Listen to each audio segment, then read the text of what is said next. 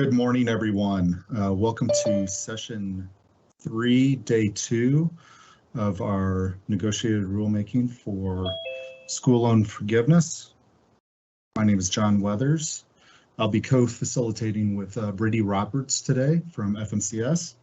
I'd like to welcome everyone, the non-federal negotiators, starting with civil rights organizations. Wisdom Cole. Here. Hello, Wisdom. India Hextall. Here. Hello. From legal assistance organizations that represent students or borrowers, Kira Taylor. Good morning. Good morning. Scott Waterman. Here. Good morning. State officials, including state higher education executive officers, state authorizing agencies, and state regulators of institutions of higher education. Lane Thompson. Good morning. Good morning. Amber Gallup. Here. Hello. State Attorneys General, Yael Shovit. Good morning. Good morning. Public institutions of higher education, including 2-year and 4-year institutions. Melissa Coons. Good morning. Good morning. Dr. J.D. LaRock. Make a notation of that. Private nonprofit institutions of higher education, Angelica Williams. Good morning. Good morning, Angelica. Susan Tiernick. Good morning. Good morning. Proprietary institutions, Kathleen Dwyer. Good morning. Good morning. Ellen Gonzalez. Good morning. Good morning. Historically Black colleges and universities, tribal colleges and universities, and minority serving institutions. Sandra Bohem.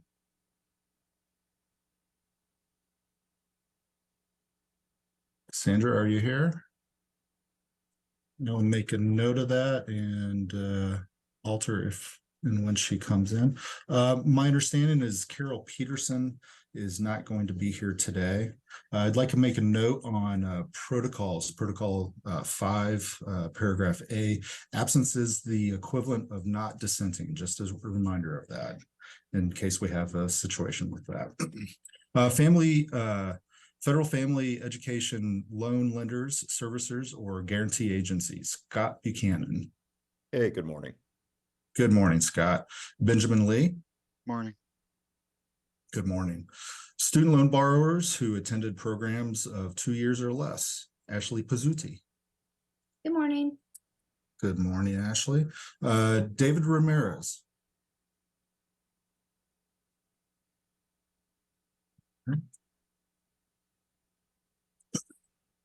Student loan borrowers who attended 4-year programs.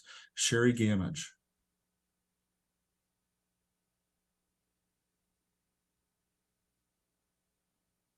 Sherry, thought I saw Sherry earlier. I'll make that note. Here. Good Oh, morning. hi, Sherry. Okay, good morning, Sherry. Sarah Krista Butts. Here. Student loan borrowers who attended graduate programs. Richard Haas.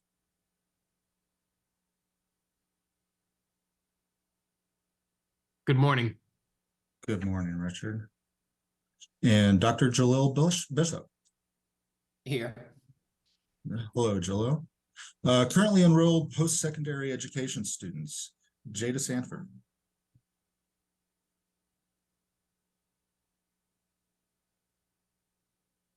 Jada, are you here?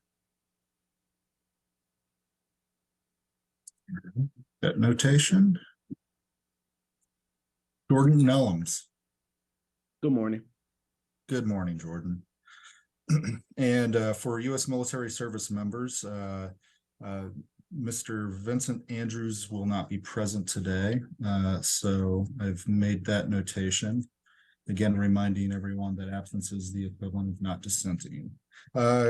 Consumer advocacy organizations, Jessica Ranucci. Good morning. Good morning. Ed Bolts.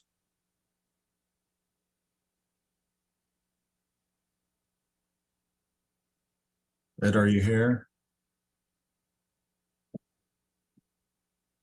Individuals with disabilities or groups representing them. John Whitelaw. Good morning, colleagues. Morning, John. And Waukesha Wilkerson. Good morning, President. Good morning, Waukesha. And the federal negotiator, Tammy Abernathy. Good morning. Good morning. And representing the Office of the General Counsel of the Department of Education, Soren Lagarde. Good morning. Good morning. All right. Well, without any further ado, I'm going to pass it over to Tammy for any administrative business to start the day. Thank you, John. Good day, negotiators. Here we are, day 2 of session 3. Last evening, we provided you with an updated agenda. However, we will adjust the schedule as needed based on our discussion. Final consensus checks will be after lunch, however. Thank you for the 4 proposed amendatory text changes we received from you last evening. We will discuss these proposals a little bit later, but I think right now we should dive in to the discussion on our next session of proposed regulatory text. If there is not any old business or administrative business, then we'll turn it over to FMCS. Are there any old business or administrative business that we need to discuss? All right, we'll turn it back over to you, John. Thanks so much. Thank you, Tammy. And my understanding is of our agenda that we're going to be initially looking at 30.89. Yes, sir. If you'd That like is to correct. go ahead and present that. Thank you. Wonderful.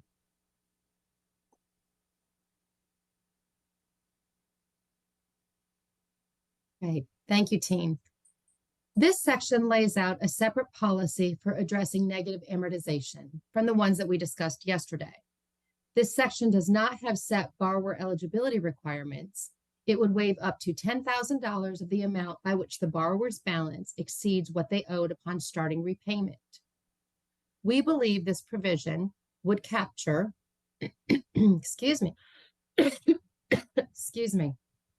Let me try that again. We believe this provision would capture most situations of negative amortization for borrowers. This is regardless of whether the interest is capitalized. A borrower who has received the waivers under sections 381, 30.81 or 30.82 would not be eligible for a waiver here. We understand there were some suggestions to collapse this section and the one that follows with section 30.81 and 30.82. We see each of these proposals as being distinct and do not think it would be appropriate to combine them together. At this point, I'd ask the team to stop sharing and turn it back over to you, John. Thank you, Tammy. The order in which we're going to go right now is any questions, clarifying questions or things of that nature, then we'll take a temperature check. And then any comments that the negotiators are interested in making at that point. So any questions for the federal team for the Department of Education at this point?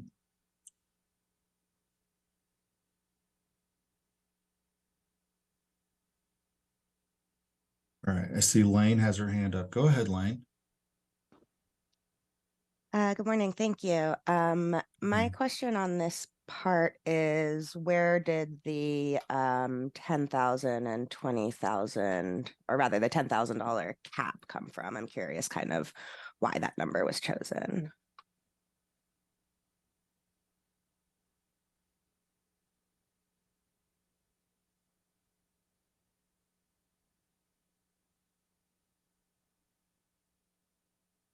Okay.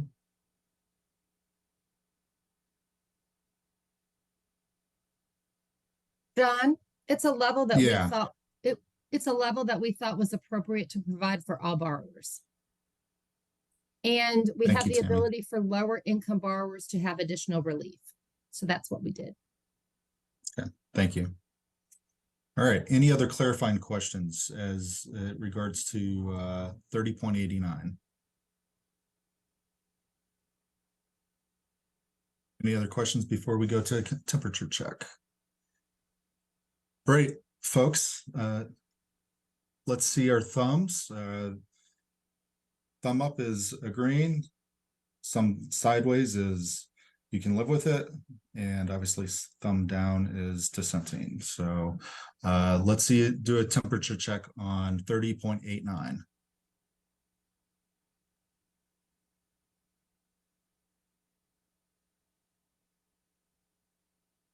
See some thumbs down. Jessica and Angelica and Wisdom, Kira amongst them, John Whitelaw. Would any of you folks wish to make a comment as it relates to 30.89?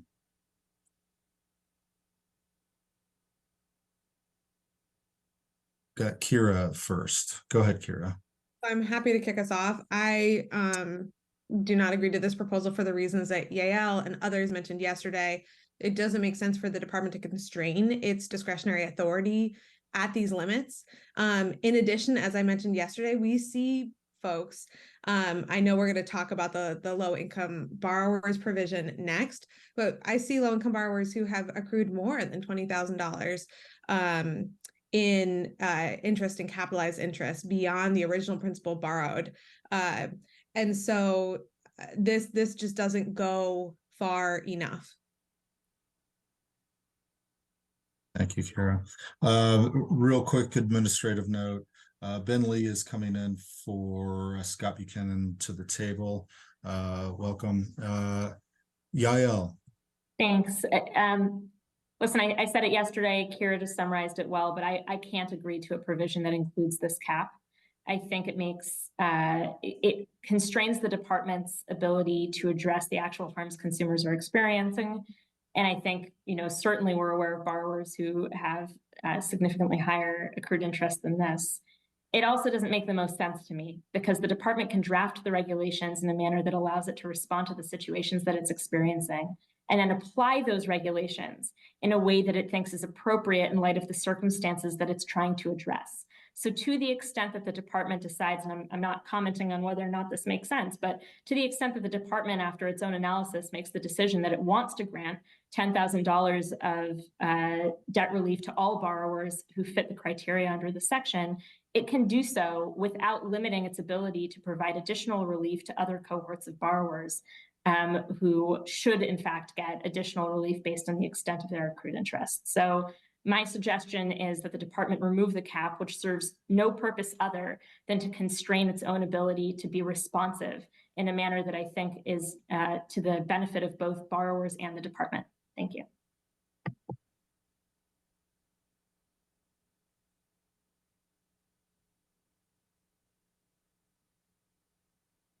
All right.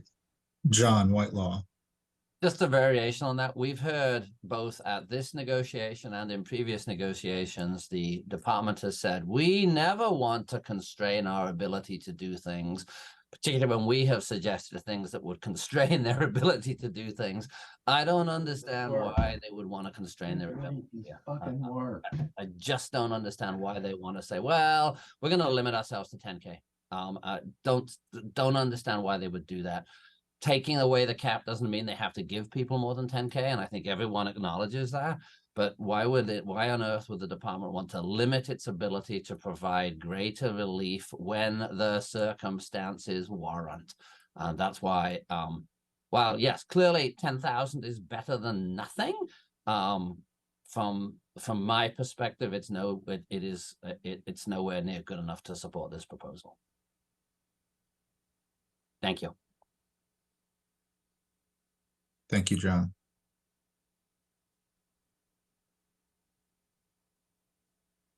All right, next, I see Jessica Renucci.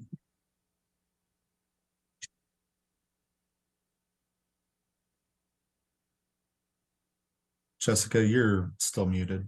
Oh, sorry. No worries. I just want to echo what the other commenters have said and make two additional points. The first one is that I submitted language to the department last night that would get rid of this cap. And if you get rid of the cap, there's no point in having the 4 provisions. And so I think that the department, that was the proposal in session 2. That's the proposal that I think makes the most sense. And I think you have the language in front of you to do that. I'd also like to make a point about how this plays out in the real world. I've been working with a borrower who reached out to me for help who was on the wait list for public comment yesterday and didn't get an opportunity to speak. You know, this borrower had obtained $64,000 of loans. He's been paying $200 a month for the last 20 plus years and just got a collections letter asking them to immediately pay $561,000. So when we're talking about how interest and fees accrue on these loans, it's not a theoretical concept. It's people who are making a good faith effort in paying their money that they're, you know, that like it's real expenses. That's, you know, that, you know, this borrower said, look, I didn't get braces for my kids because I had to pay this money towards my student loans, who are making a good faith effort, who are paying money to the department. And because of the high interest rates and the way that these loans balloon, it's just, they can never climb out of this. And so I think for borrowers in that situation, like, you know, $10,000 of loan forgiveness in terms of just bringing on the interest, it's really neither here nor there. And I don't think it makes sense as a department policy.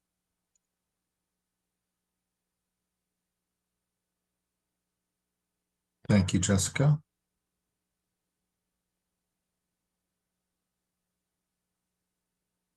All right, moving on. Ashley, you're next.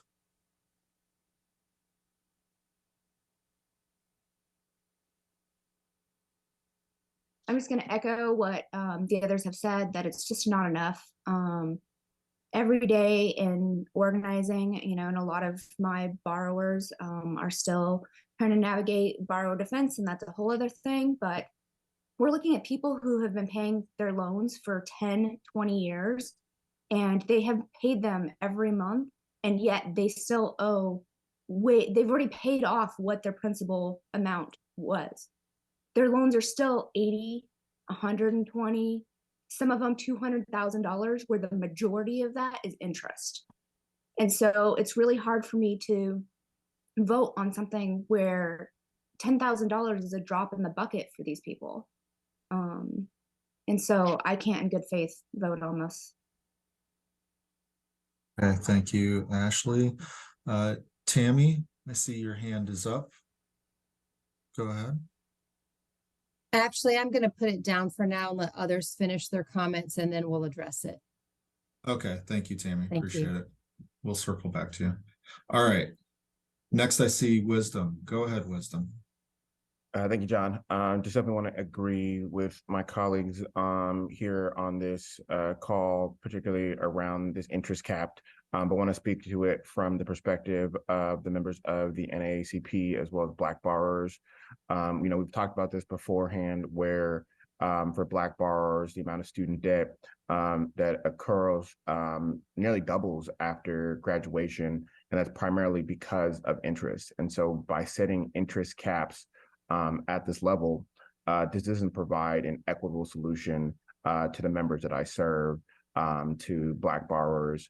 I want to turn our attention to some of the language that have been submitted by our colleagues here on this call, as well as Senator Elizabeth Warren, asking for, you know, all interest to be eliminated. And I think by doing that, that allows a greater accessibility to the waivers that we're putting in hand. You know, I think we've been all here working our hardest, really submitting different proposals, discussing this so that we can get this right. And I think this is an opportunity for us to get it right.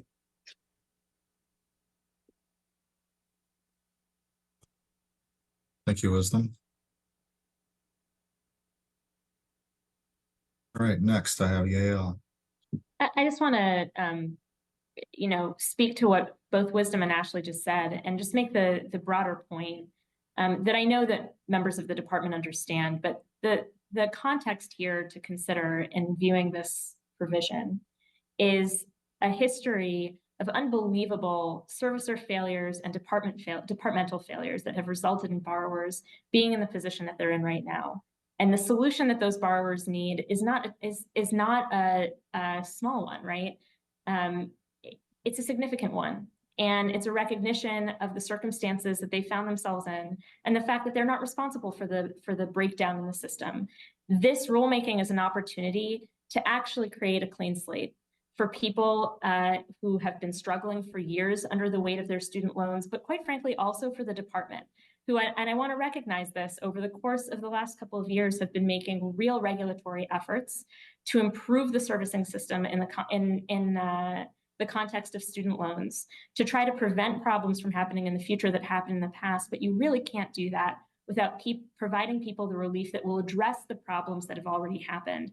This provision has the potential to do that, but with the caps that the department put into the regulatory text after the second table, I'm really disappointed that I think this provision that otherwise really could have made a meaningful difference in people's lives simply won't make the difference that it needs to really meet the moment.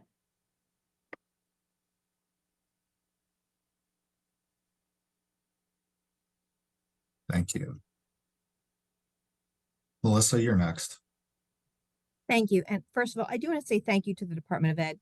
I realized you are making a very good faith effort to resolve this student loan crisis that we and our student loan repayers find themselves in this time of crisis.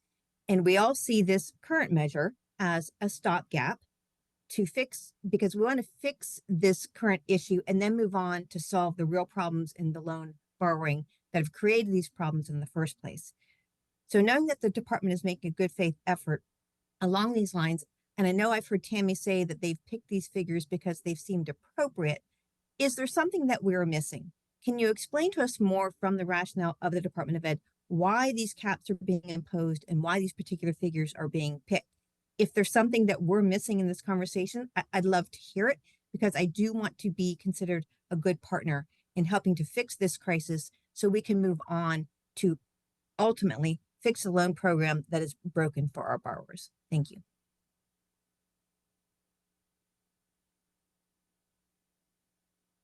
Thank you, Melissa. Quick administrative point. Scott Buchanan is coming back to the table for FEL lenders, services, and guarantee agencies. All right. Next, I have Richard Haas. Oh, Tammy, I see you've got your hand up. Pardon me, Richard. If Thank you, John. you'd like to respond, you bet. Yes, please. The department understands that many of the non-federal negotiators do not agree with the limits on relief. This proposal is consistent with our stance that we were considering a cap on this relief in the second session. For that session, we had text that talked about waiving all or a portion of the amount by which a borrower's balance exceeds their original balance. This is the cap that we are proposing at this time, and we are not able to agree to remove the cap.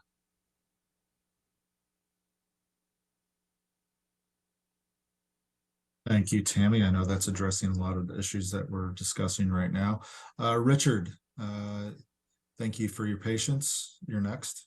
Yeah, I just want to reiterate, I think I've shared this concern in prior sessions too. I keep coming back as we talk about only tackling interest that exceeds the original loan balances to how far short we fall in righting some of the wrongs that have been done unto borrowers. I have a colleague of mine who she shared her story with me a few months ago about borrowing $90,000 for her college loans, losing her job, moving back in with her parents, raising her children as a single mom, and despite that, continuing to do everything that she was told to do when she was told to do it by the servicers who administered her loans. And over the course of more than 20 years, paid back $150,000, $160,000 by scraping, again, by moving back in with her parents. And the idea that someone like that could still carry a $70,000 balance at the end of all of that effort, when the original loan was 90, and more than 150, 160 have been paid, and someone literally tried to do everything right at great personal expense. I just feel like we missed the mark in helping those people. So this is why I still struggle to support anything that only focuses on what's left above the original principal balance and that neglects to recognize the real efforts that people have made to pay for their educations as they were told to do so by their servicers.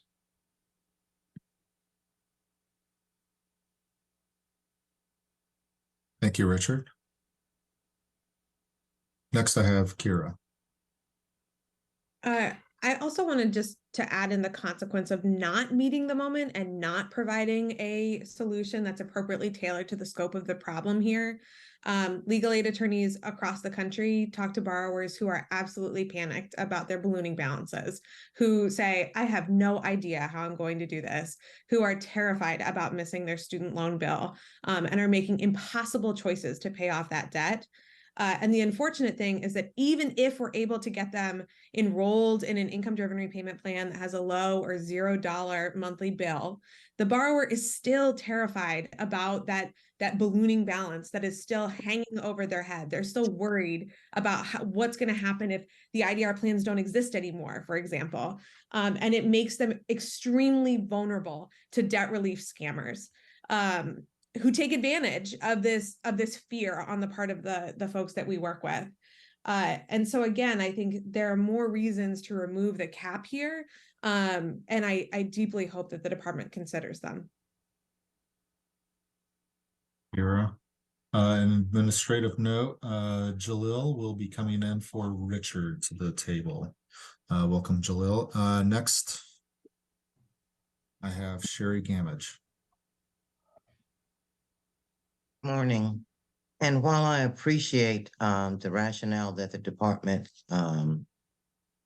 has, the numbers that the department has chosen, my question to you, Tammy, is how is this going to help? I can see how it can help in some ways borrowers who have larger loans. It will knock it down, therefore they'll be paying less interest going forward, but they still have the interest cap. And the other thing is that they still have interest to pay. So they'll be paying interest on a lesser amount, which can quickly over time, even especially on an IDR plan, still continue to go higher. It's sort of like you're giving something, but the process and the way that interest accumulates on loans, especially on IDR plans, it can quickly, it's like a take back.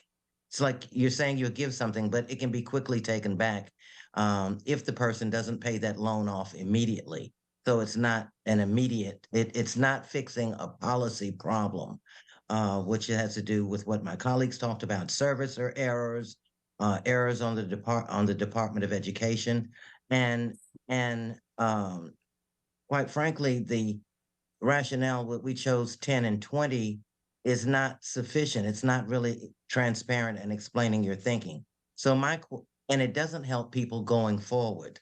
So it looks at the past, but it doesn't look at the present. And that's why we need a policy change and a policy change put into the regs.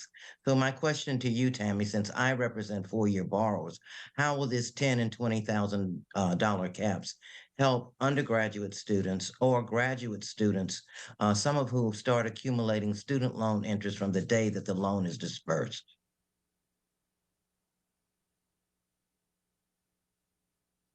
Thank you, Sherry. I'm going to allow Tammy an opportunity to respond. Thank you, John. First of all, the department has made several attempts through previous negotiated rulemakings to address interest capitalization, to remove that except where statutorily required, to also have new regulations around the SAVE plan and IDR plans, and also with the many efforts of one-time adjustments to correct borrowers' accounts where there were servicing errors. We also think that this policy addresses negative amortization for borrowers. And through SAVE, they would not see their balance grow further because that plan does not charge unpaid monthly interest.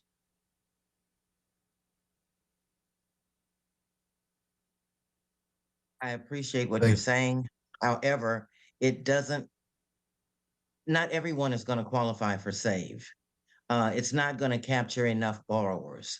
And that's where I'm going with my question. That's the underlying thinking behind that. I appreciate that you have the SAVE program. You've attempted to address negative amortization. However, this isn't broad enough. It's not going far enough. And not everyone will qualify for the SAVE plan. And that also has a cutoff date. Thank you, Sherry.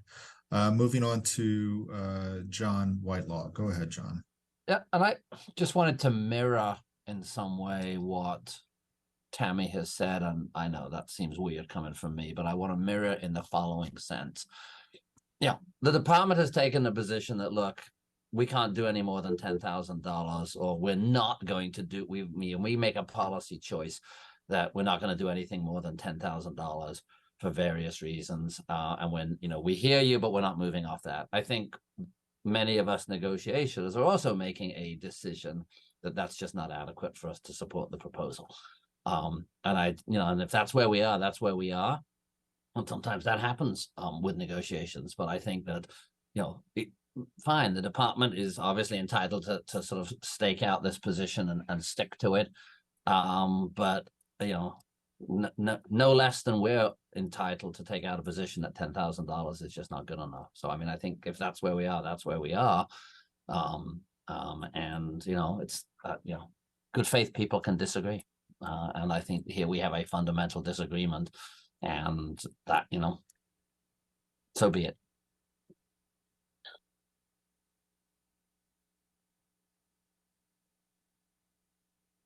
Thank you, John. Next, I have Lane. Go ahead, Lane. Thanks, John. I wanted to speak to the administrability of this provision. I know we had talked in previous sessions about how difficult it can be to kind of process certain programs. And when I look at this, it appears to me that it would be very difficult to determine exactly who this would pertain to and then also actually get it to them.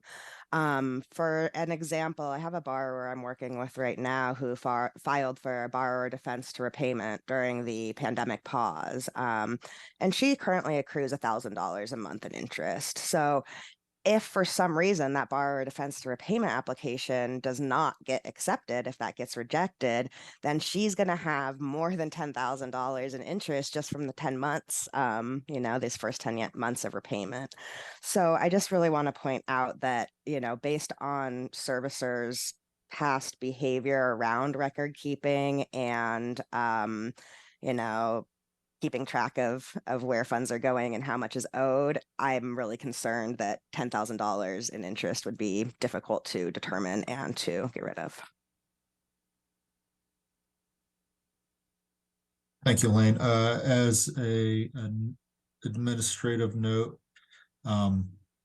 Sarah is coming in for Sherry to the table. Welcome, Sarah.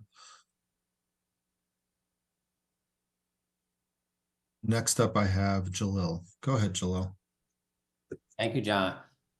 First, I want to start out by just echoing Lane's point about just operationally that there could be some difficulties here as well with the caps and trying to determine again who's worthy of what amount of relief.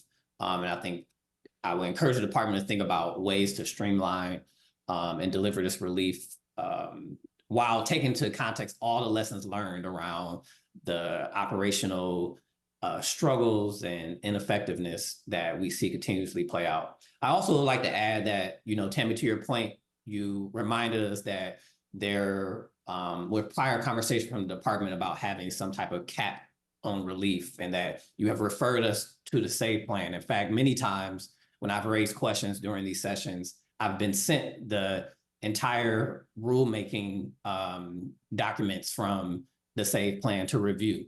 And I have reviewed them. I've read through them. I have come to understand the messaging from the Department of Ed and the White House around SAVE. And what I've learned is that in a lot of that messaging has been this selling point that SAVE caps interest, that SAVE in August 2023 report from the White House, that SAVE allows that borrower who borrowed $31,000 not to experience runaway interest, where the example that the White House gave was that borrower without SAVE would see their balance go up to $55,000, see their balance go up by $24,000, and that's what SAVE is supposed to prevent. I think what we're asking for here is to take that same logic, the same selling point, the same pitching and messaging that you all have been sending out around SAVE and apply that to these regulations. Allow borrowers to have their interest lowered, not only through SAVE, but also retroactively. Borrowers who are right now sitting with $25,000 or $30,000 of interest, We're asking for that same logic that you applied around SAVE that caps interest in the future to apply it to borrowers who are currently sitting with balances where they $20,000 or $10,000 will do something, but it won't come close to doing what they need. And I think that this is not a request or something that's out of left field, but it really reflects actually the argument, the messaging, and the solution that the department and the White House has been sending to borrowers going forward. And I think the question now is, why can't we do that for all borrowers? If that's what we're saying should be the golden standard, which you all have continued to say SAVE is, it's the golden standard, it's the safety net going forward. I think here we're asking, why can't we apply that retroactively? And I do think the department should answer why the 10 or 20,000. I don't think it's enough to just say that's what we chose. I think we should here's some evidence.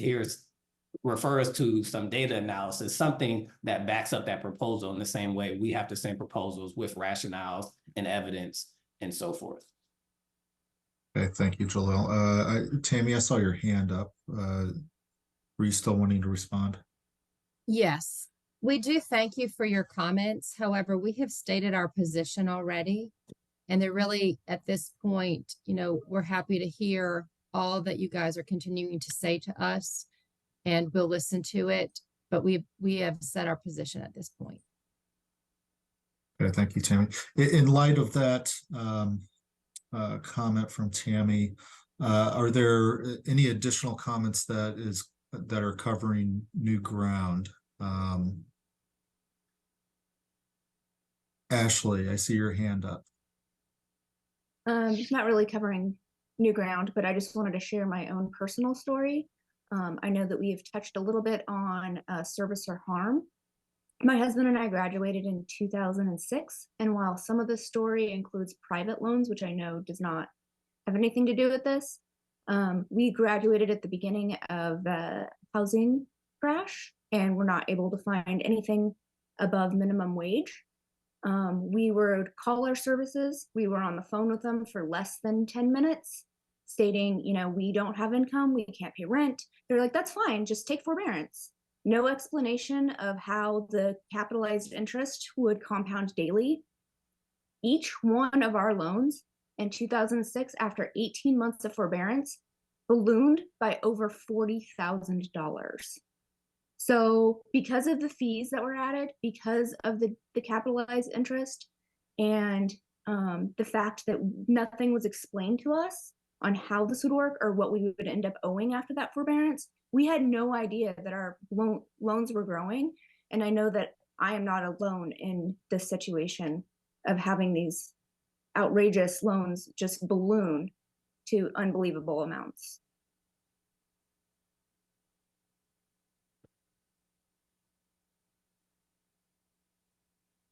All right, thank you, Ashley. So I have Kira. So I just wanted to jump in and respond to Tammy's earlier comments about the prospective relief that the department is offering through the SAVE plan, the change in interest capitalization rules, and the IDR account adjustment, which do make some progress in responding to some of the problems. However, it doesn't change the fact that borrowers who are not yet at cancellation still have those ballooned balances from policy failures and systemic failures. And that is really what we're negotiating about here. That question of how will the department respond and provide retroactive relief to respond to those failures. And also, to the extent that these same failures occur in the future, does the department have enough discretion to respond appropriately and fully to those kinds of problems? So I just wanted to respond to that comment. Thank you, Kira.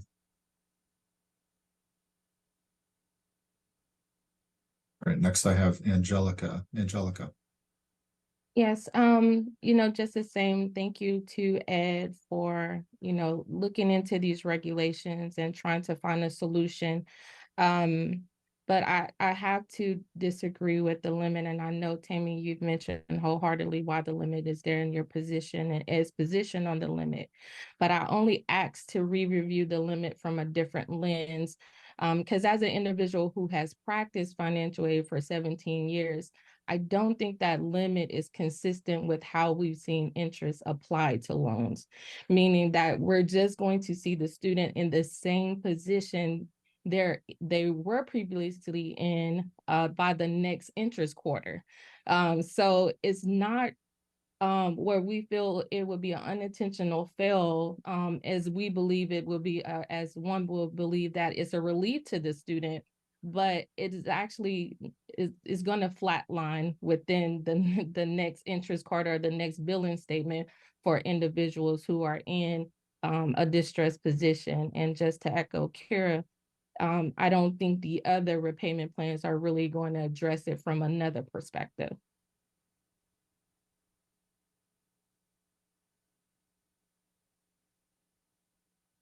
Angelica. Sarah? I just wanted to emphasize that we're hearing from borrowers every day that they are experiencing distress and having a difficult time paying their loans. While we appreciate these efforts, it seems a stark contrast from the initial discussions from the last session to now, and not knowing what the committee is going to do, or what Ed's going to do around hardship. If this is the primary broad-based relief, I think it's going to be very disappointing to many of our constituent groups. We have borrowers who, so the interest is accruing starting when they're students. That's been stated over again. We have other borrowers. I mean, we have borrowers of all age ranges that are impacted by this. And they are not, some of them have actually paid their principal balance. So in that case, all interest could be forgiven. It would be life-changing for those borrowers. And it's hard to see how these different borrowers are going to be impacted positively by this policy. There are Parent Plus borrowers that feel left out, borrowers who are in default. We have, like I said, the interest accumulation. I want to emphasize that one of my colleagues, Richard, submitted a proposal that really looks at the cost of living. Those borrowers in high cost of living states where it's very hard for these policies to have any impact. So we're asking on behalf of borrowers that you please reconsider and have a proposal that really everyone can see some relief from it. Thank you, Sarah.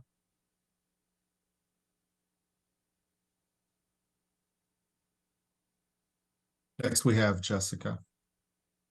Hi, I understand, Tammy, what you're saying, that the department did put the possibility of waiver of some, but not all, interest above the principal balance in the second session, but I didn't hear, I could be wrong, but I don't remember hearing a single comment by negotiators in support of it.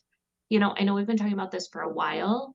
I haven't heard any comments in support of any provision here that has a cap on the amount of interest above principal that's waived. But I know there's been a lot of comments in the chat and not everyone has gotten a chance to speak. So I guess I just wanted to give a chance to ask my fellow negotiators, is there anyone here who actually supports the type of proposal that Ed is making that caps the amount of interest above the principal that is waived? Thank you, Jessica. I'm going to move to Lane, and if there's no other Well, I'm sorry, just to comments. follow up on Jessica's comment. Jessica asked a question. I'm wondering, Jessica, if you had an idea about how we could demonstrate how the negotiators could demonstrate whether or not they agree with the cap on interest. Yeah, it wasn't meant to be a rhetorical question. I'm happy to just sit and wait. If someone does support this, I'd like to hear why you support it. And I think that if no one does support it, I think that that's something the department should pay attention to as to the non-federal negotiators. I understand. I'm going to actually go to Cindy Jeffries, FNCS. Go ahead, Cindy.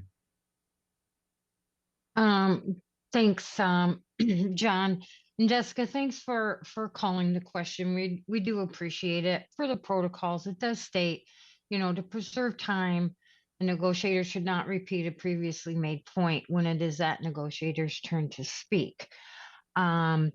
The department has made their position clear. We took the temperature check that I think made it clear that the real problem here is the cap. Beyond that, on unless someone wants to raise their hand and say, I support this, I think this is probably a good time to move on to the next topic. It seems as though the department has received your message loud and clear. They have responded twice. So if we could see or hear from anyone who is in favor of the cap, please raise your hand now. Otherwise, I think it's time to move on. Cindy, could I into, just ask a question? That's why I've had my hand raised this time. sure. Thanks, Lane. My question is just for the department. I don't expect an answer right now, but I would love to hear how this provision is going to be applied to loans with missing or incomplete loan history. I don't feel like we've addressed that yet. Thank you. That's a good question, Lane. Thank you. Do you want to pop that in the chat just so that they have that in their minds when they're reviewing this, drafting that draft, if you will, for the NPRM period? I'd appreciate it. Thanks. Okay, John, I'll turn it back over to you to move us on into the next topic. Absolutely. Thank you, Cindy. And I'm going to hand it off to the department. I believe we're moving on to 30.90.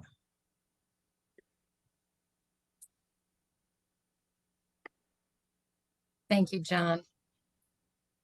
Screen sharers share their screen, please. This section provides a path for a low-income borrower who is not on IDR to receive a waiver of up to $10,000 in amounts over their balance upon entering repayment. We are defining low income here as under 225% of the federal poverty guideline. The idea is that because these borrowers are not on IDR, they would have to provide their income information to us through an application. But this could pick up low-income borrowers that are not otherwise able to sign up for IDR or are not on an IDR plan. Turn it back over to you, John. Thank you, Tammy. All right. Any clarifying questions for 30.90? Kira, saw your hand. Can the department clarify why it's $10,000 here, but $20,000 for borrowers under an IDR plan for low-income borrowers, as opposed to the same for all low-income borrowers?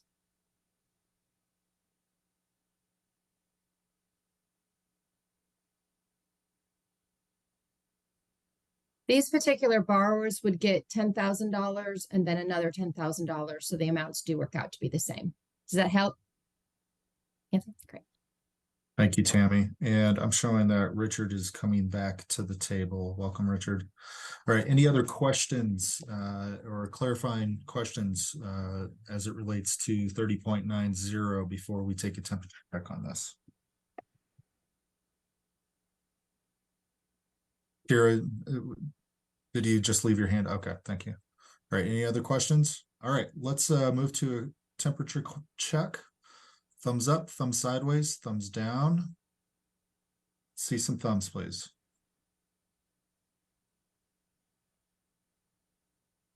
Okay. I see some thumbs down. Kira, Jessica, Wisdom, John, Sarah. Could we go ahead and start with those who have their thumbs down? Any comments that you'd like to make? Richard?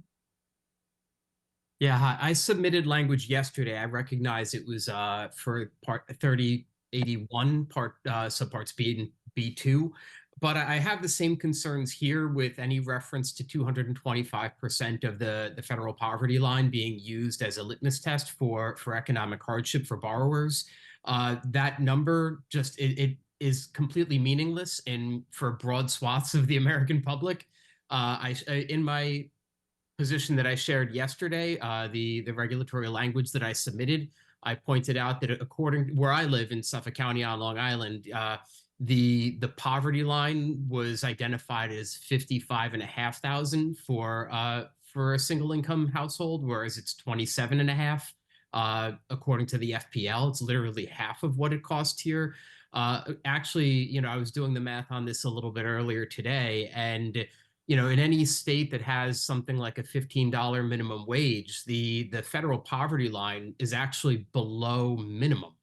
If you're a $15 an hour employee working 40 hours a week for an entire year, you're making more than the federal poverty line. So I really strongly oppose any language that uses that metric for determining eligibility, because you're really just you're not helping like tens of millions of people. Thank you, Richard. Kira. I just want to note that this provision has the same problems that we've identified as to all the other interest provisions. There shouldn't be a cap here, especially for low-income borrowers, as I've noted previously. It should be full cancellation of the difference between the amount originally borrowed and the amount currently outstanding.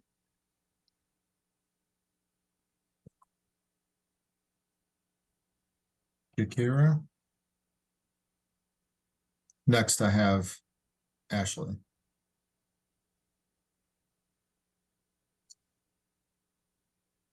Ashley, you're muted. I'm going to echo what Kara and Richard have said. I live in the greater Boston area, so the poverty cutoff would eliminate the majority of my area. Yeah, it needs to, the interest needs to be wiped out and not have all these caps that only, collect a small amount of people. It's not reaching enough people, and especially in my area or high cost of living areas, it's just not going to do anything. Thank you, Ashley. Tammy?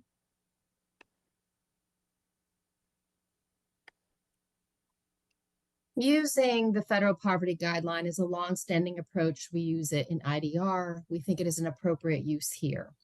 For borrowers above the threshold, they get $10,000 under Section 30.89.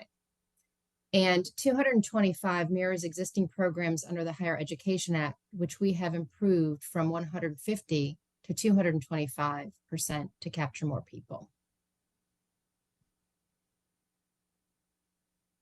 Thank you, Tammy. Next, I have John. Go ahead, John. So certainly, I think this is the list of problems we have with this, is the same as with the others. I just also want to point out, and I know that I've been beating on this one for a couple of days, the problem is exacerbated by we don't know if any of our concerns would be taken care of through a catch-all hardship provision. So, for example, if a hardship provision said, yeah, we recognize the 225%, but if you're in an area with high housing costs, that number is going to, we're going to look at hardship differently. Then would it solve our problem that we don't like using the federal poverty guidelines? No, but it would make it could, depending on how hardship is defined, significantly lessen our concerns. But the problem is we don't know what hardship is at the back end. So, all of our concerns are sort of front and center because we don't know to what extent that a catch-all hardship provision is going to take care of some of them. Which would allow us possibly to slough over some of the fundamental sort of philosophical disagreements we have with the department, in the sense that for some of us, if hardship took care of it, we could probably, some of us might be able to set aside our philosophical disagreements over using the federal poverty guidelines, because we would take the position that the hardship provision solved that problem for us. And so I think the absence of a detailed set of provisions or proposed regulations on hardship really makes it difficult for us to overlook potentially some of our philosophical and other concerns with these provisions. Thank you.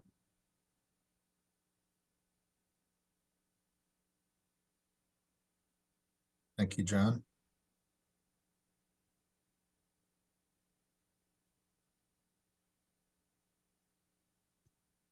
All right, I'm moving on to Richard. Richard, you're next.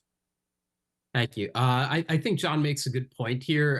The the FPL is used as something of an objective measure for hardship. If there were other factors being considered, that might make this something easier to move on. But again, in the total darkness that we're operating right now regarding hardship, which has clearly been established as a priority for this group, it makes it really hard to know when we're actually helping people that we all kind of came together to help, right? I do want to point out also to something that Tammy said in response to my initial objection here, where you said, you kind of pointed out that percentage of FPL is language that's used in other places throughout the HEA and throughout the policies that are formed. Even other metrics like applied in parts of the SAVE plan, where an individual making 125,000 or joint filers making 250,000, those exist in regulation as well. And I think that they are infinitely more workable than the 225% of FPL. So again, kind of in the absence of hardship language with an income cap that kind of leaves out, the entire East Coast, West Coast, and a number of states in the middle, and the cap on what we're actually willing to forgive, an interest for people here, again, like we saw in previous articles. I just worry that, the cohort we're failing to help here is Americans. I feel like we're missing way too many people with all of the constraints that are put in place on this attempted helping. So we would like to see us improve in those areas. Thank you, Richard. Tammy, I see your hand up. Please. Thank you. We want to reiterate that while we understand your desire to consider all of these regulatory provisions together, our continued position is that we are discussing each of these items as distinct, separate proposals. So we do not have hardship regulatory text to share with you. So we still want to consider each of these other provisions separate and distinct from hardship. And we do understand where you're coming from, but we still want to look at these as separate, distinct policy positions. Thank you, Tammy. Moving on to Jessica. I want to lift up an exchange that Tammy and Lane have been having in the chat. So I know that Lane asked about loans with missing loan histories. This is something that we talked about yesterday, and I submitted language last night that essentially says, ask the department to add a provision that essentially says, look, if the department's records are missing, where the servicer's records are missing, such that we can't tell if someone would be eligible for a waiver, they should get the waiver. I think that that's really important. I don't think that any burden of missing records should fall on borrowers. And I hope that the department will adopt language similar to what I proposed. I would also say, Tammy, that I appreciate that your response recognizes that HEAL loan borrowers are included in this relief. I was going to say this yesterday, we got sidetracked, but I think HEAL loan borrowers are left out of a lot of relief. And I noticed that they're explicitly in these provisions and were added to a certain other set of provisions. I think that's really important. I didn't know anything about HEAL loans until recently. I've been contacted by multiple HEAL borrowers, and I think that those borrowers need relief too. And I think that, to the extent your response suggests that there might be some record keeping issues with the underlying HEAL loans, which, were issued by banks that may not exist anymore, guaranteed by a federal agency that no longer has authority to operate them. Like, I understand why there would be record keeping issues. I think that that's underscores a reason why you need to have a catch-all that allows the secretary to, in his or her discretion, waive loans that are missing records. Thank you, Jessica.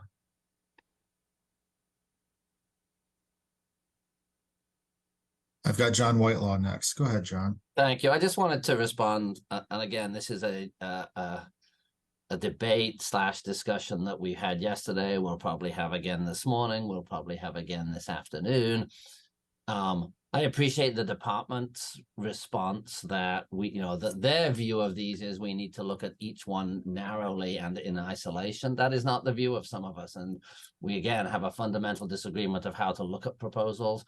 Our goal, or at least my goal, and I suspect it is shared by many different constituents, is to come up with a set of regulations or proposed regulations that provides meaningful relief across the board to our constituency in a way that is fair and appropriate. And you can't look at each provision narrowly from our perspective, because that doesn't necessarily tell you if there's going to be fair relief for our constituencies. So my view is I am looking at it more holistically than the department would want me to look at it, but which is fine. The department has its views of how these should be looked at, and I would like to say some of us have our views. And again, there may be some irreconcilable tension between those two views, but I think that that's completely, that's such is life. There are lots of areas where there are irreconcilable tensions, and I will say that from my perspective as both an attorney, a longstanding legal aid and poverty attorney, and a disability rights advocate, I am not looking at the package individually in some sense. I am looking at, is there relief being provided to the constituency that I serve for in this negotiation? And I can't isolate out one package because that doesn't really tell me the answer. And again, I appreciate that's not how the department wants me to look at it, but and I regret that we're in that position of tension, but there we are.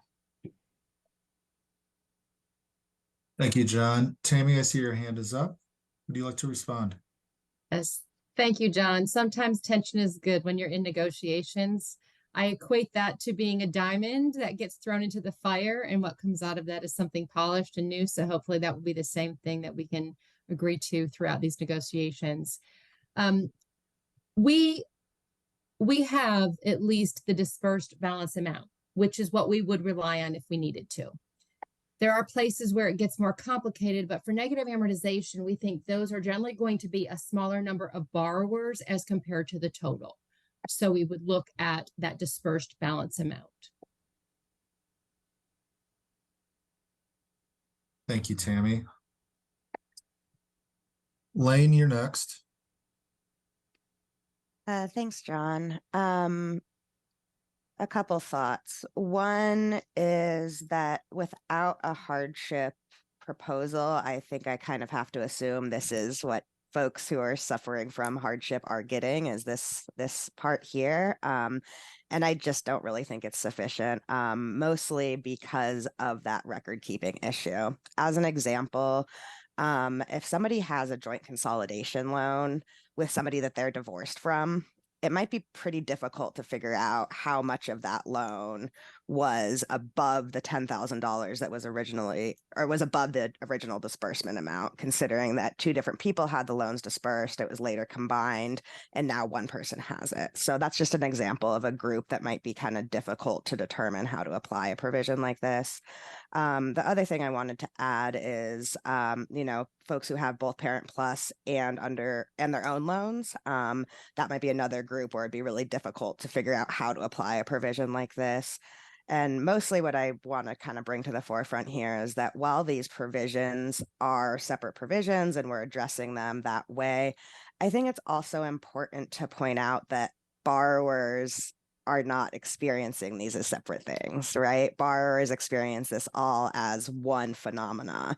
So I think it's just important that we kind of keep that front of mind, that while we're looking at how all of the kind of details of this might work behind the scenes, that for the folks that this may actually impact, it doesn't really feel like a whole bunch of different things. Thank you, Lane. Moving on to Richard. I'll be quick. I put this in the chat for the records as well, but I do want to be on record saying that I'm formally requesting that we replace any references in the regs to the 225% of FPL, change it to language that looks more like what we have for SAVE, where we're using the salaries of 125,000 or joint salaries of 250,000. I'm not just kind of sharing thoughts. I'm really submitting those as a formal request for change. I still have concerns with the forgiveness caps and a bunch of the other things that are shared here, but I can't in good faith, with our constituency group, go back and say that we are exempting all New Yorkers from getting any help. And I think it's important for people who work in other parts of the country to remember that, everyone struggles. In New York, there's this, this practice of taxing Long Islanders to fund what happens in other parts of the state. And at the federal level, there's this practice of taxing New Yorkers to fund what happens in other part of the country. And the end result is that young people are fleeing my county and my island because they can't afford to live here anymore, all because people make, I think, faulty assumptions about how they live. So yeah, I am adamantly opposed to, the FPL here, and I do want that on record. Thank you, Richard. All right, doesn't look like we have any other comments on 30.90. I will hand it off to the department. It looks like we're next addressing 30.83.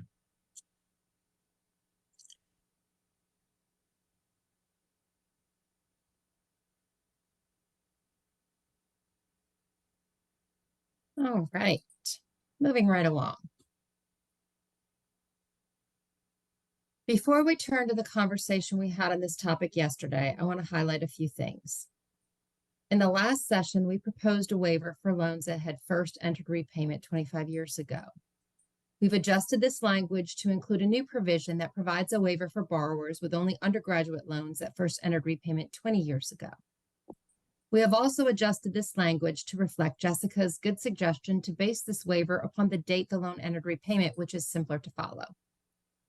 And finally, between what we circulated last week and what we circulated last night, we made some changes about how we treat consolidation loans. Our goal here is we do not want to have borrowers who consolidated see their clock fully reset, since some borrowers may have been paying loans for a long time before they consolidated.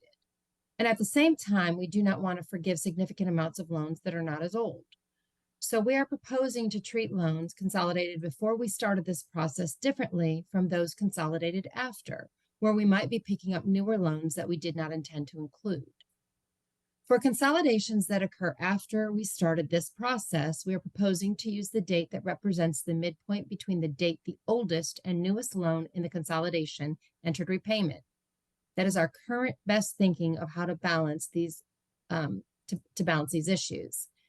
And we also wanted to respond to a few suggestions we heard yesterday. First is the inclusion of timelines for SAVE.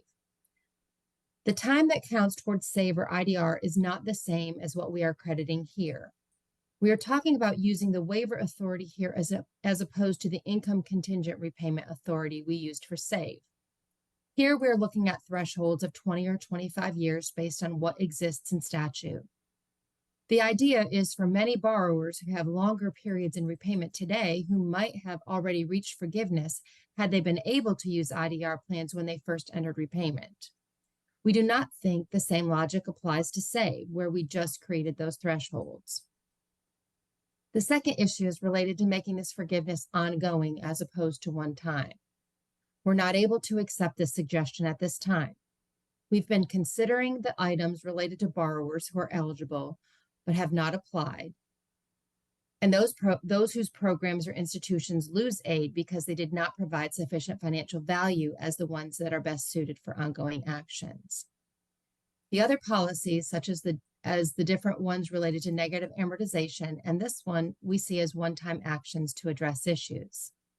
While we understand the concerns about this being a one-time action for borrowers in default, we do note that the account adjustment will apply to borrowers with loans held by the department, and that borrowers in default have an extra opportunity to get out of default through fresh start. Finally, we received suggestions to similarly adopt shortened timeframes for borrowers in certain categories, such as those who completed a bankruptcy or having received a Pell Grant. We do not see a basis for adopting such a policy based upon what has been submitted so far. So at this point, we'll stop screen sharing and turn it back over to you, John. Thank you, Tammy. All right, a couple quick administrative points. Sherry's coming back as primary, and Jalil is coming to the table. Welcome, both of you. Any questions, any clarifying questions for the department as to 30.83? Jessica. This is minor, but as to the second part about consolidation loans, I understand what you're doing. I understand why you wanted to bifurcate it. I was wondering if you could just talk about any basis for using July 1st, 2023 as that date rather than, maybe a date now or next year, given I think the department's real encouragement for people to be consolidating right now to access some of the programs, including Fresh Start, like you mentioned. The date didn't make a lot of sense to me, but maybe you have a reason for it. Go ahead, Tammy. Yes, that's when we announced this negotiated rulemaking. Okay, thank you, Tammy. All right, clarifying questions as it relates to 30.83. Jalil, I see your hand up. Thank you.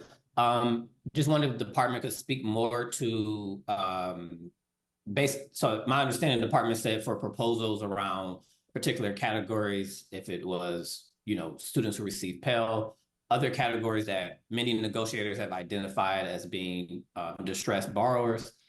Can you explain a little bit more why the evidence or proposals or rationales presented so far did not have what you described, Tammy, as, did not warrant those categories receiving relief or being carved out as target groups, as you, again, already did under SAVE, where you carved out borrowers with 12,000 or less as a group that needs some type of quicker timeline to relief. I see Tammy has a response to that. Jalil, go ahead, Tammy. The rationale here is to rely upon the statutory thresholds for IDR. We don't see how you would use those proposals through that same framework. Thank you, Tammy. All right. Any other questions for clarification as it relates to 30.83? Anything at all? All right. Why don't we go ahead and take a temperature check on this section? We see your thumbs.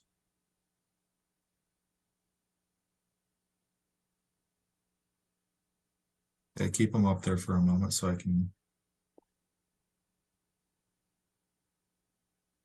see some thumbs down. Scott, Sherry, Ashley, Jessica, Jalil.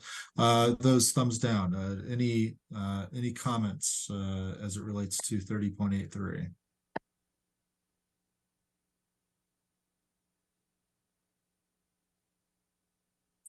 Jessica, go ahead. I think, I hope that you will reconsider that date for consolidation. I don't think that it makes the most sense, but that's not the basis of what my thumbs down is. I'm just really concerned about the cliff. I think that this draws a line in the sand at July 1st, 2005. I hope the department will recognize that people who entered repayment on July 2nd, 2005 will be essentially in the same position as to needing the availability of this relief. And I submitted language. I know that others have submitted language that would allow the department to do this. And I hope that you reconsider.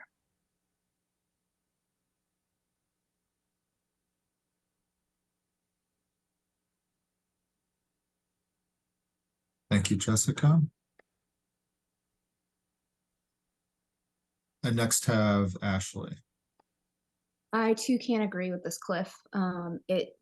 It separates people into being worthy and unworthy of this forgiveness just by an arbitrary date, especially since loans are often dispersed in September. Sometimes there's late enrollment. And so, you're separating two people into, sections of, you can have this loan forgiveness and change your life, but if you had taken this out 2 days later, you're not going to get it. And that it doesn't make sense. Without any kind of rolling language where this can be rolled, then it just doesn't seem like it'll work.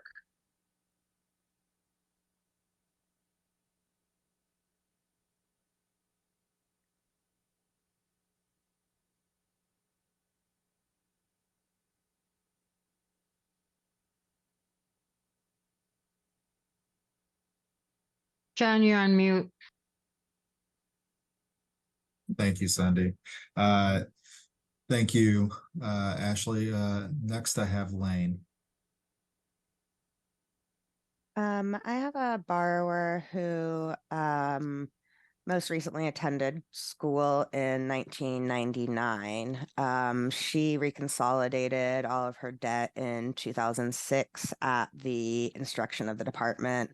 There are no records for the loans prior to 2006. So under this provision, that borrower would still have the same amount of debt that she has today. She wasn't captured by the IDR adjustment, and she wouldn't be captured here. I know that's not the only borrower in that situation. There were several times that the department pushed folks to consolidate their debts together, and there aren't always underlying records for what happened before that. So I just really want to point out that group with missing or incomplete loan histories one more time. I'm not really sure how somebody who consolidated in 2006, 2007, 2008 would be helped by this, even if they had started in repayments much earlier on.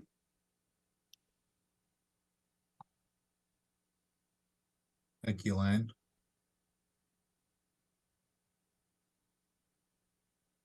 So I have Kira. So I'm really disappointed that the department is not considering at least revising aspects of the proposed language that was provided, given that it would remove the cliff. Tammy, you mentioned that borrowers with periods in default can opt into Fresh Start, but it's not just borrowers who are currently in default that need relief. It is also borrowers who have periods in default where they may have consolidated or rehabilitated, but that time in default will not count under the IDR account adjustment. And so they are still looking at a longer period of repayment than the folks who would qualify for relief under this proposal. And that is what we are concerned about, that those borrowers are more likely to default in the future. They're still looking at potentially years of times when they're going to be in repayment. Additionally, I am also concerned about the department. I hear the department's position around why it cannot provide a shortened repayment period here for borrowers who have a lower balance. However, as others have mentioned, it is distressing to me that that there isn't a discrete piece of language that pertains to those borrowers, given that we know that they default more often, given that we know that they're in distress, and given the fact that we don't have hardship language at the table here. With all those reservations, it's not lost on me that there are approximately 2 million people who have had loans that are older than 20 years, who will not get relief under the IDR account adjustment, again, because they have long periods of time in default, and that they would be captured here. However, I strongly ask the department to consider substantially revising this language.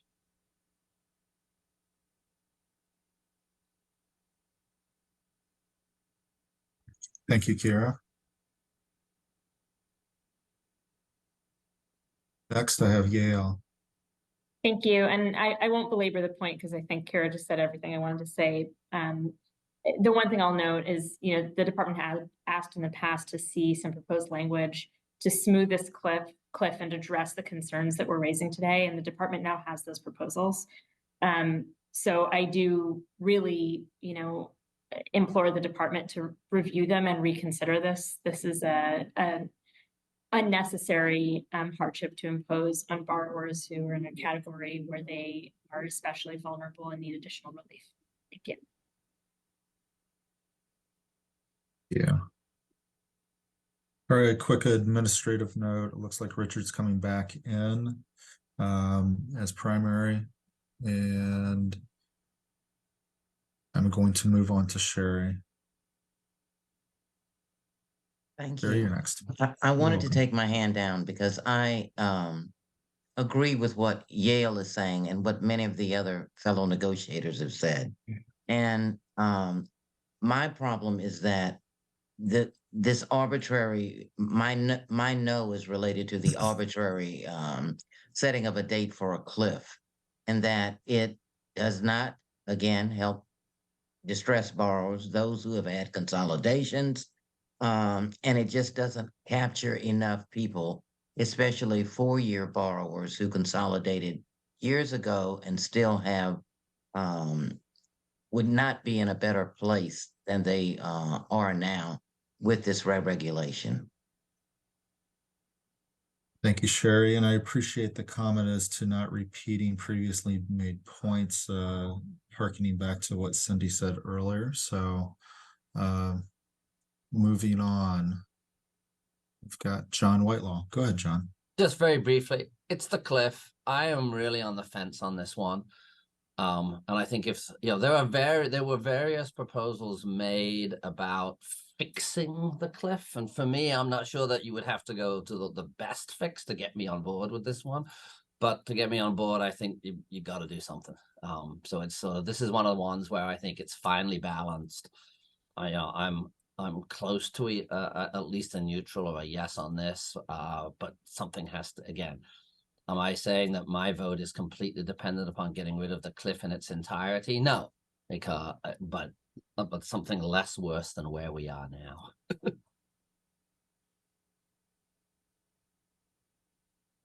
Thank you, John.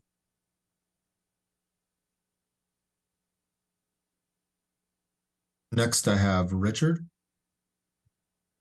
Yeah, maybe kind of a similar sentiment to what John just shared. I know that there are multiple versions, multiple proposals in for this language. It doesn't need to be the best one, but I share the concerns that everybody else has shared before me about the cliff arbitrarily creating people who get a lot of help and people who get none at all. I think if someone's fate could be decided by a coin toss, I feel like we have to do a little bit better than that. And I just want to share, here overall, I know that in a negotiation, you don't get everything you want, but I have to share a little bit of what I'm feeling right now. I know there were multiple proposals submitted regarding caps on the amount forgiven and interest. I know there were multiple proposals submitted to try and address concerns over the cliff. I know that there were many proposals submitted to raise attention to multiple factors that define hardship for borrowers. And I know that, I've shared in a couple of cases as well, concerns over the income caps.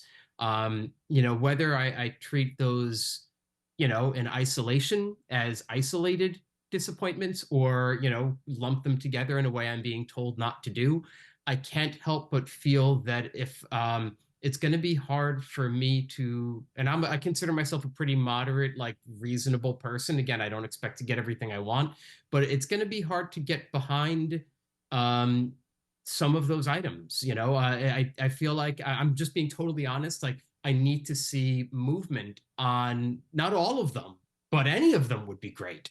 I'm having a hard time, putting my thumb in the air, in raising it in the favorable position when so many of these high priority items are just they're not where, I'm going to be honest, they're just not where I think people need them to be. So thank you, Richard.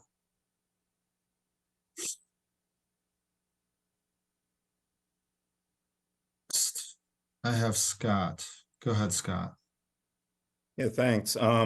I think beyond the sort of material legality issues here in this provision, I would just want to note that for as a technical matter for the department, the new language inserted here refers to federal consolidation made on or after July 1st, 2023. No such loans can exist under the law. So that I think would probably be, as a technical matter, might be stricken for drafting clarity. So just a suggestion for the department. Hey, Scott, would you mind throwing that in the chat so we can preserve that? Thank you. And thanks, Scott. We'll look at that. Thank you, Soren.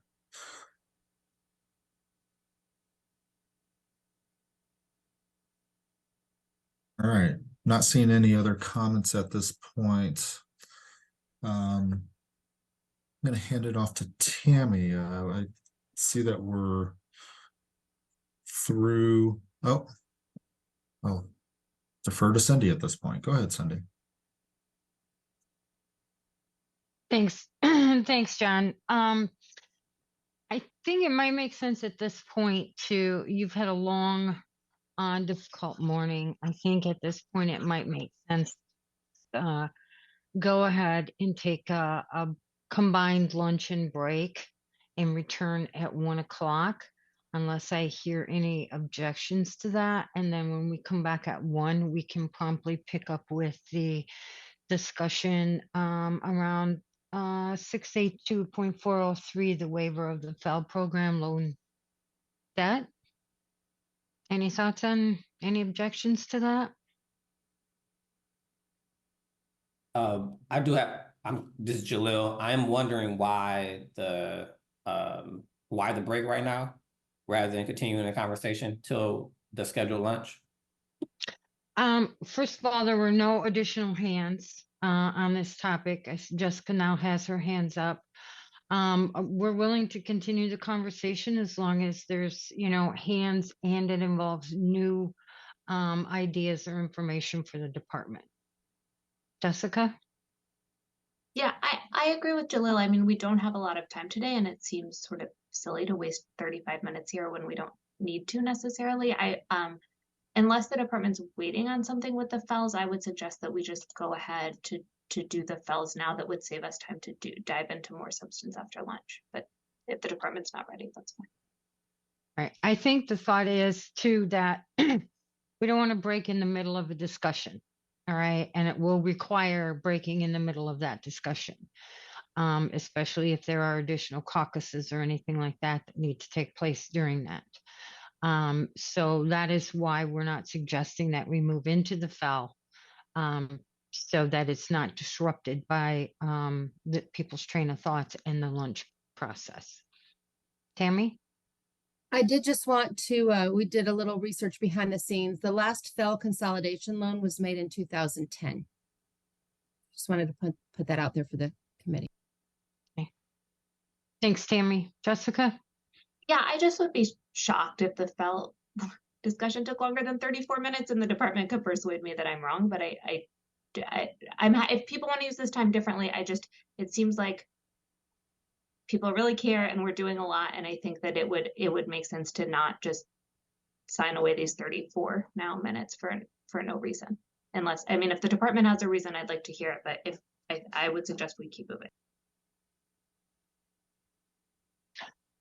Okay, thank you for that, Jessica. And I just do want to note that normally we do give you about a 20-minute break in the morning and again in the afternoon, and we did not do that yet today. So, Ashley? Tammy, can you just repeat that statement on the last FEL consolidation date again? Yes, ma'am. The last FEL consolidation loan was made in 2010. 2010. And that was commercially held FEL. Because I know that I consolidated the direct loan in 2015. So I'm just. This is FEL consolidation. So. Okay.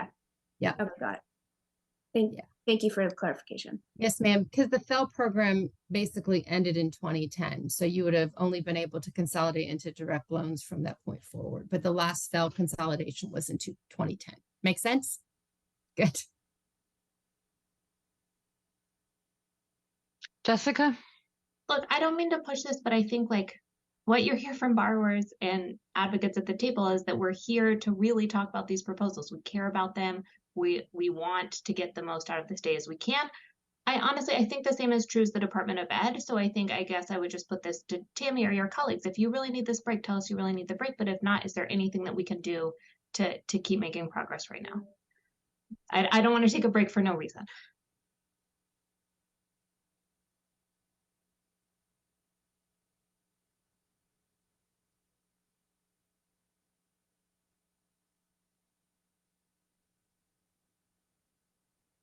Personally, I think Cindy has mentioned it and clarified it appropriately. We have not had a break this morning. I don't believe we are permitted to start lunch earlier and end earlier because we've publicized to the community that we'll start the afternoon session at 1. And so starting that early might not be in the best interest of our public. We did not have a break.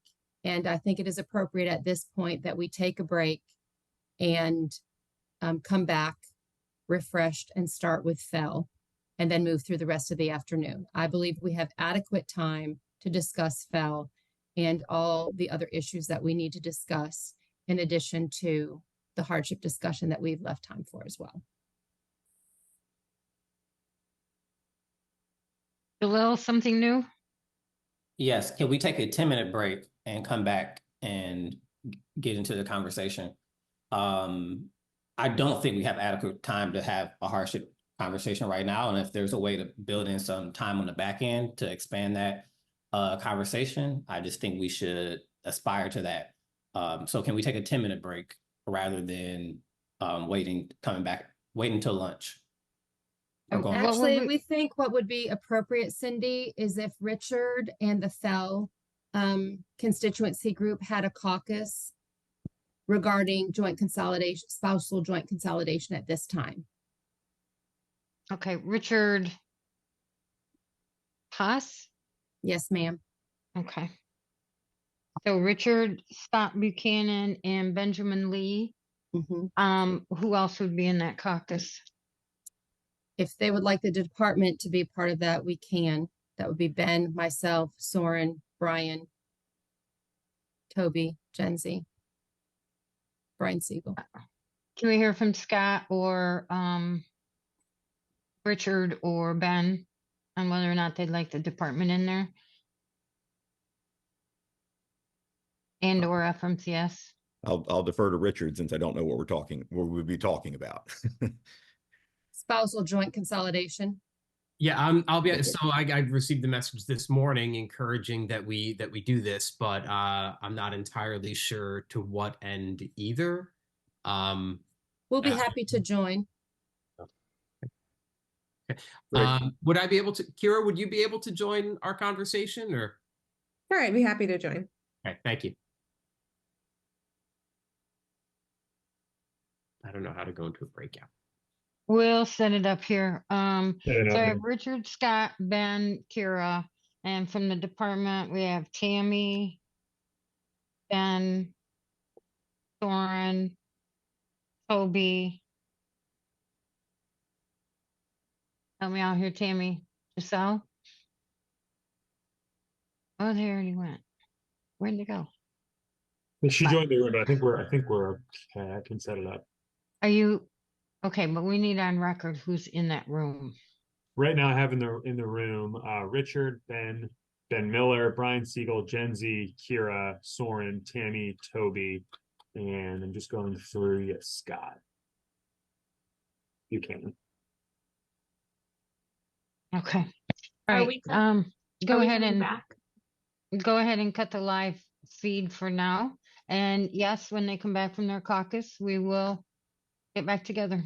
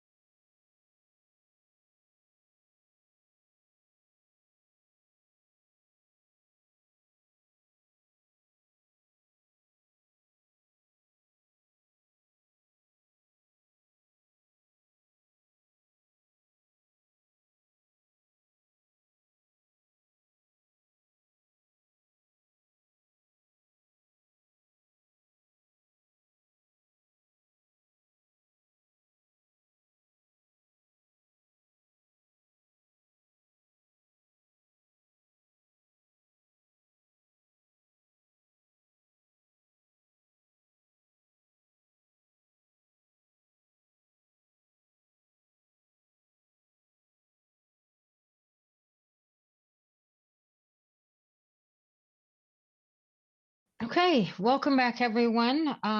The caucus has ended and everyone is back in participation. I'm just first going to ask if there's any report out that either party wants to do from the caucus.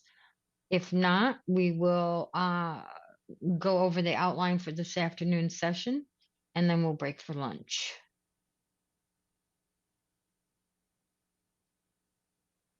Okay, not seeing any hands on a report out. What we'll do is we'll break from lunch for lunch. We will start promptly at 1 p.m. and we will go directly into the FEL discussion. After that discussion, we will move to final consensus checks on the individual parts of the regulations. Once we complete that, we can take a quick break or not. It will be up to you. And we'll move from there right into the additional hardship discussion, which will include allowing the one researcher, one is not available. She will present and she will have slides to share with you, and then we'll wrap up. Okay, so with that, have a nice lunch, and we'll see you. Try to be back so that we can start promptly at 1 o'clock. Thanks. Thank you, Cindy. Mhm.